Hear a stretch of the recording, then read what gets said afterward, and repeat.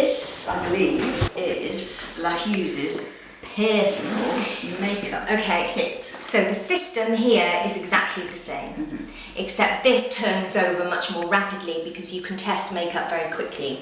You only need to wear it once to know if it works or not.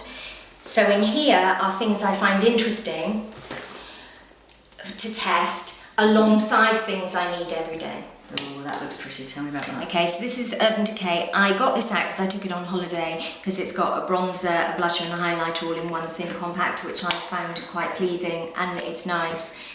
It's a good product, but more of a kind of taking away, streamlining thing. I'm not a very streamlined person. I don't know if you've not noticed that, but that's the cheaper end of things. This is Sleek CC cream, and it is the best body makeup ever for shoots. So I put it on my hands, arms, wherever for shoots. It's really, really good. It's great. And it comes in proper colours. Most CC creams don't do colours for dark skins, which is very annoying of them, but Sleek do. So that is the new Guerlain powder foundation. It's the powder version of Lingerie de Peau, which they brought out last year, and it is so good. And you will see in autumn, so this will probably air in the autumn, you'll see in the autumn that everyone has done a powder foundation. It's the new big thing. Powder foundations used to be quite rubbish, and the technology has advanced so much that now you can make a really good one. So Guerlain have done an amazing one. Bobbi, NARS, Chanel, there are some really, really good powder foundations coming up. This is tops though, I'm really impressed with it. I love a powder foundation because I always end up doing my well, makeup they're on the easy. train. They're easy. You don't need brushes and stuff. Is this one or is no? Yes, and that's a Bobbi. That's a Bobbi pressed powder compact. Basically, I use Bobbi and Charlotte Tilbury pressed powder because they're really fine and the colours are nice and yellow. That's another powder foundation I'm testing. I don't know who these guys are. But there is a column coming up on these because I think it's a big story. Yes, this is Suqqu foundation, which is the best foundation ever. I keep my pouches. Do you keep your pouches? Oh yes. I think it's very important never to forget, even when you don't pay for beauty products, which I never do, I'm really lucky, never to forget the preciousness of them. Yeah. Because for lots of people, that is a huge purchase. And I don't chuck things around, you know. No, I like to keep things nice. They've worked really hard on them, you know. People they have worked really hard. You know, they want you to part with your money, obviously, but it's a lovely item. It's a present to yourself. Yeah, I've never been one of those people who can gouge out lovely lipsticks into a palette and stuff. Are there people who can do that? Have you met these people? Well, yeah, proper makeup artists do it, but I couldn't do it myself. Okay, so these are Charlotte Tilbury quads. I'm not testing these. I simply cannot live without them. They're brilliant. I've got all the colours, but these are the two I use the most. This is like my serious meeting makeup. This is your matte makeup. This is my serious do not mess with me palette. And this is more kind of party and sexy. That's Golden Goddess. But the consistency is perfection. That's Nude Sticks, a really, really good brand at Space NK. I've got quite a few Nude Sticks knocking around in there. They're just an entire, look, I've been using this a lot. They're just an entire makeup collection that comes in sticks. Very smart, and that's a little pencil case you can fit loads into. Ooh, this looks like a... Those are the new... How do they get away with calling it chubby sticks? Has anyone ever explained to you? What do you mean? Well, it sounds like someone's got a bit of a love on, doesn't it? Oh God, I've never even thought of that.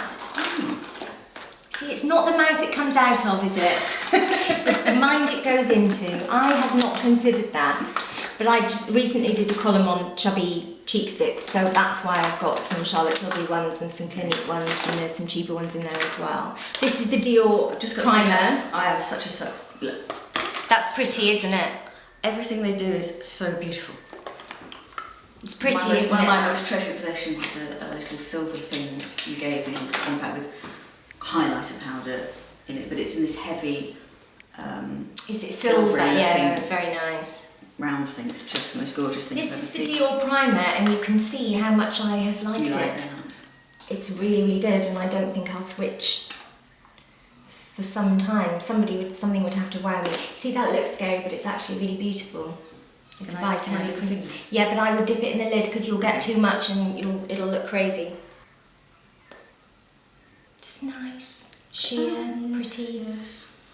Charlotte Tilbury foundation's awesome, really good. Now this is from Bobby, and I'm testing this at the moment because it's a root touch-up for hair, and I'm doing a column on those. That's right, because you keep nearly dying when you dye your hair, don't you? Oh yes, I do keep nearly dying. I need to stop nearly dying. Yeah.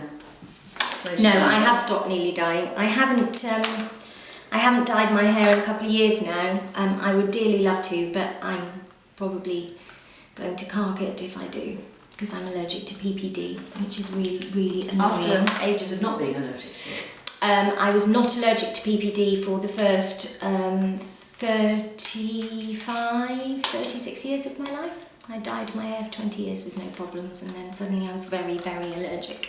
But then, you know, hero products that will never leave my mouth, so Airing Bronzer, so good.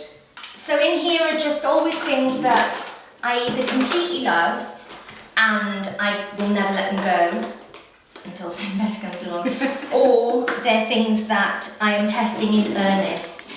Do you have any kind of emotional attachment to certain products, and you would keep using those actual things, even if they were technically superseded? Do you know what? No. Yeah, brutal Hughes. They breed them brutal in the valleys. No, if something gets trumped, I will. It's dead to you. Yeah, no. If something gets there was a concealer I used for years that I absolutely loved and recommended all the time, but then technology moved on and NARS came out and I thought it was better, and I'll jump ship. There are some products that I literally have been using 20 years, like the Neutrogena body lotion, for example. So this is my makeup bag that lives in my bag, and these are just the things I carry around with me. I do my makeup on the train constantly. So this is hardcore. This is, I'm not even testing you, you are in my life. I have accepted you. Until you're trumped. Until you're trumped, and then it's... So Charlotte Tilbury loose powder, but I think there's also a Bobby one in my handbag. I just reach for one or the other. See proof. This is what I don't know. Proof that I use it. But that's not loose powder. Do you mean? Oh, pressed powder. I meant to say. Okay. Sorry. But pressed powder. This is different from, because I always get these confused. Don't hit me with the foundation, the powder foundation. No, they're much finer, and they don't really have any coverage as such. But they just things. Yeah, they just kind of. Yeah, I can't live without powder. And that is Chanel Cream Eyeshadow Mirage, and I use this so often. You can see, I just use it tons. Actually, you should talk us through what you're wearing at the moment. Okay, so I'm wearing Suqqu foundation, Dior primer, Suqqu foundation, Clarins concealer, Charlotte Tilbury face powder, Charlotte Tilbury Golden Goddess palette, Tom Ford brow thing, Maybelline blusher, and I'm wearing YSL glossy nudes, and an Estee Lauder nude pencil, and I'm wearing Guerlain mascara, but locked down with lash power because I need a tube mascara. Oh, and Charlotte Tilbury classic pencil because it's really powdery. Oh, there's one thing I'm testing in here actually. There's this new Dior tinted lip balm that I'm testing, but I'm not wearing it currently. And I always have a red lipstick because you never know. You never know if you're going to get an invitation to somewhere. And what's your nail varnish? YSL. I just think YSL make the best nail polish in the world. I really do. And how long did this take you? 15 minutes. Can you paint? Can you draw? I could draw as a child, but I don't think I can draw anymore. I don't know. I never draw. I think I probably can't. But I could. I loved drawing. So for about, I would say, for a good 5 years of my life, maybe from the age of 5 to 10, I just drew faces all of the time. So I had reams and reams of paper that my mum used to bring home from work, and they were just girls' faces with different hairstyles and different makeup on. Did you have a girl's world? I did have a girl's world, but like everyone else, I drew on it with biro and cut its fringe, and then it was like... I just wonder, because it is a form of drawing, it's a painting your face. Do you know, it's not a form of drawing, it's more a form of tracing. So like it's there, it's already there, you're just picking out bits of it. You're not creating it, you're just picking out your favourite bits, so it's cheating, really. I remember you saying over drinks once that you can just see it, you could just see what someone should be wearing or the colours they should have on them. you almost can't imagine being unable to do that. Where of course for us, normal people, it's the other way around. I do think that. I can see somebody and immediately think, oh, you should do that, or you could do that, and you'd probably be very happy with the results. I can do that, and I've always been able to do that, and I've always loved clothes. I don't really understand it when people say I don't know what to wear. I don't really understand what they're saying. I've never had that in my life. However, I am slightly anti, does it suit you? I don't really like that as an idea.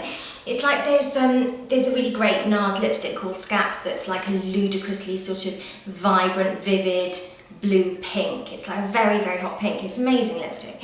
And readers quite often say to me, oh, I saw you wearing that lipstick, do you think it'd suit me? It's like, it doesn't suit anyone.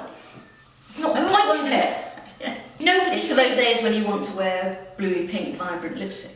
It's for days where you just fancy wearing that colour, and I don't really care if somebody thinks something suits me. I honestly don't care. I think it's partly to do with my mum, in that my mother would let me go out wearing the most ridiculous stuff, so my mother never said, you're not going out looking like that. That would be a very alien thing to say within my family. So when it comes to bright lipstick, if I feel like wearing it, I wear it. It gives a shit. You're definitely going to die soon. This is how I feel like.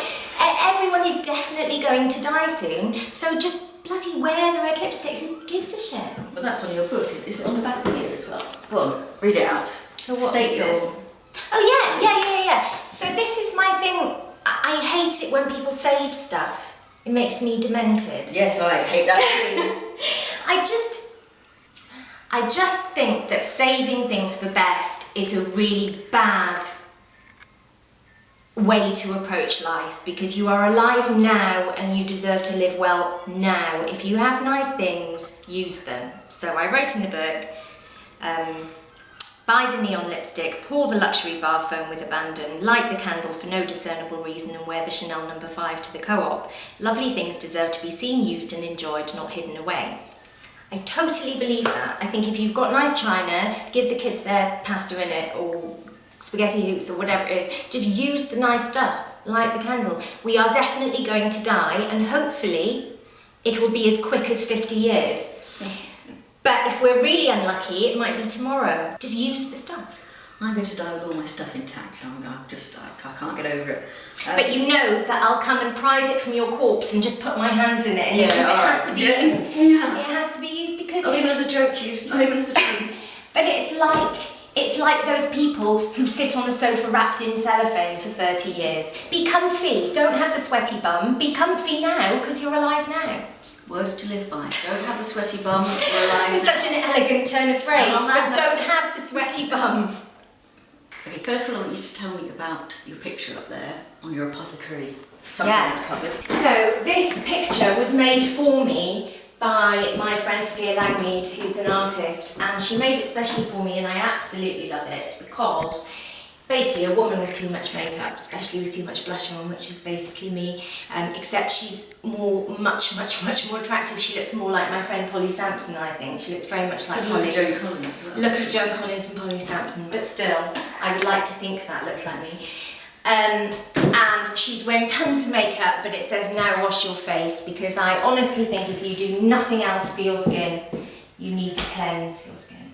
If you cleanse your skin, I promise if you cleanse your skin every night before you go to bed for a week, having not done it before, your skin will look so much better in ways that you cannot avoid admitting. It absolutely will look better. It's the most important thing you can do for your skin. So I love that picture. Well, I'll see you back here in 7 days and you will test that theory.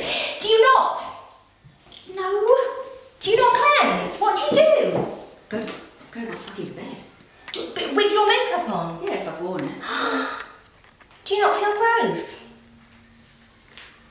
I know, I'd rather get extra 10 minutes in bed. You need a micellar lotion. It's not as good as cleansing, but it's something, Manon. Or a bag of baby wipes. I feel it's something. No, not wipes. Not wipes. We don't do wipes. So this is the shower. It's a rather large shower. I mainly shower, but I have a bath about once a fortnight. I do prefer to bath, but who has the time? So I'm mainly in here. So LV Fibrology shampoo and conditioner is amazing. I love it. That's the stuff that actually mends your windscreens as well, isn't it? Yes. It was based on the technology that like Autoglass and people like that use to fill. It's like a serum that they put in the cracks. Nivea in-shower body moisture is really important for me because I have an inherent skin condition and I need loads and loads of moisture. And this is EOS Shave Cream, which you used to only be able to buy in America, but you can now get in Beauty Mart, except it's really cheap in America, so you should stock up. Dove, big believer in Dove. It's so good. Bit of Kiehl's, which is really nice. Kerastase shampoo. Gillette razors, just the usual. So do you just kids things. Do you just choose according to that day's whim, or do you have shower cream? Shower cream, yes. So today I use Mandara Spa, which is such a good brand, really, really good. Basically, the people behind Elemis started a supermarket brand of body care. It's like £4. It's properly brilliant. So I'll use that. I use that today. And or sometimes I'll use Kiehl's if I'm feeling fancy. Korres, I love Korres shower gels, they're brilliant. But I'll always use Elvive, or I'll use Swell, which is another thickening brand. I've got terrible hair. I've got really thin, flat hair. So I'm always looking to volumise it. And with skin on my body, I'm always looking to moisturise because I am in proper pain if I don't. I'm not somebody who especially has a shopping list of things I want to change about my appearance, because it just is what it is. But if there's one thing I would change my inability to just have a shower and get dressed and leave the house. I could never do that. I have to be basted like a turkey. Or my day is ruined. Not only my day is ruined, but several weeks are ruined if I miss one. Really? Yeah, I'll be in a bad way for a couple of weeks. What does it feel like? What kind of I feel, so this is Ichthyosis, this is the condition I have. I feel incredibly tight and dry and uncomfortable and cracked and flaky. Just, it's a bad scene. It's a bad scene, and if I just miss once, that will bring on quite a bad couple of weeks. So I have to be really, really diligent about it. So I hate it, when you're young and everybody wakes up hungover at a party and you just dash in the shower and go out for breakfast. No. I need like 40 minutes to like properly with Neutrogena. I've tried everything. So I had many years of NHS care and medication and pharmaceutical things, and there is nothing that works better than Neutrogena Deep Moisture Body Lotion. There is nothing, and I personally would hazard that I have tried more ichthyosis treatments than anyone in the world, because I'm lucky enough to not have to pay for them. So I'm a sufferer. So I think I have tried hundreds and hundreds, and there is nothing to match Neutrogena, to the point where when they discontinued it, I rang them up. So what I mean, you're a faxer. Well, I rang them up about twice a week for about a year. And eventually it came back, not because of me, but I would imagine it's so good that lots of sufferers rang them. But it's a genius product and it's back, so. But I always shop for it with mild fear. So I buy about 10 at a time. Yeah. I do think my condition has influenced my career a great deal, or my knowledge, because when I was really little, I was so poorly with the ichthyosis, which I had inherited from my father, and that I was in NHS care under dermatologists, obviously just as an outpatient, but it was so bad that I became obsessed with fixing it. And I remember being about 7 and thinking, I'm going to sort this out. And I did, and they ended up discharging me because, as most people with an inherent skin condition will tell you, you become your own expert from it. You end up knowing more than the dermatologist about your specific skin. And dermatologists, to be fair to them, completely acknowledge that. So I was discharged because I was doing a better job myself. So it just made me obsessed with skin and the structure of skin and how it improves with the application of certain ingredients and so on. So I definitely think it was influential. And it's pretty much under control now, although that's why I've got hands, funny liney hands and stuff, but it's fine, they work. You've got to hate yourself to hate your working hands, I would think. Do you know what I mean? I think, like, if you hate your working hands that do a job and that earn you money, then you're a bit effed in the head, I think. What claims on skincare products? What's out of balls? What can't they do? What should you be aware of? I have never really found a product that I believe helps firm long term. So there are loads of products that firm temporarily and they're brilliant, like they're great. I believe in them, they're fab. Go and get them if that's your concern. But I don't believe that a product can lift things and keep them there, even if you're using it every day for the rest of it. I just don't believe that that can happen. I don't believe that anything can create fat cells, i.e. enhance your bust. I definitely don't believe anything can take away fat cells, i.e. remove cellulite or tone arms or tone your tummy. I just think that's bollocks, and I think it's really, it's quite a disgusting thing to do for women, I think, or to women. I think things like cellulite are things that women freak out about that have nothing to do with men. I just don't think men give a shit about it. I don't know a man who could identify cellulite at 100 paces. So little of women's concerns are actually to do with men. I agree. I totally agree. But I don't think women would be anything like as concerned with cellulite if people weren't selling cellulite creams at them and pointing out that this thing needed fixing. A, it doesn't need fixing, it's a really normal part of being a woman, it's perfectly fine, nobody gives a shit anyway. How many people are staring at your bare ass on a daily basis? Only your, husband, wife, whatever, and they probably haven't even noticed, or nor do they give a shit. But B, it cannot be fixed with your stupid product. It cannot. You are claiming to take away fat. Yeah. A product can't get deep enough. So I basically have any problem with a product that claims to change structure or sort of molecular makeup or anything that happens below the skin cannot be fixed with a topical product. It is simply not possible. It can't get down there. I think it's the opposite of what beauty should be. I think that beauty products are meant to make you feel good about yourself, and they're meant to be creative, and they're meant to be fun, and they're meant to be about self-expression. And those sorts of products are absolutely about insecurity and about making you feel quite shit and delivering a product that will not fix it, that will just make you continue to feel bad. So I resent products like that, and I personally would like to see them out. I would never write about them ever.